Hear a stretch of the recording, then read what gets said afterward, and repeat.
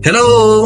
Mga kababayan ko dyan sa Mauban, Quezon. Tayo ay nasa Sibayon Dagat at tayo ay nagtatrabaho lamang dito at isang normal na trabahador at normal na mamamayan ng Mauban, Quezon at normal din ang botante ng Mauban, Quezon. Totoo yan!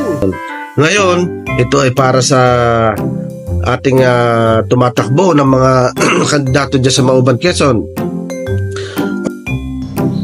Makinig naman kayo. Kung sakasakali lamang, ito isang mungkahi ng katulad kong normal na mamayan. Kung sino sa inyo ang makapagbibigay ng libreng hospitalization para sa mga lehitimong maubanin or 50% lamang na mababayaran sa ospital ng mga may sakit, ito siguradong kayo ay ipe-praise ng mamamayan ng Mauban, Quezon. Bakit? Dahil napakalaking tulong po nito. Ito po ang pinaka-importante sa lahat sa panahon ngayon. Dahil nakaramihan sa ating mamamayan ng Mauban ay mga mahihirap. Kung magagawa ninyo ito, sigurado ako ang buhay politika ninyo ay gaganda at mas lalong gaganda at hindi na kayo mawawala sa posisyon ng pagka-mayor.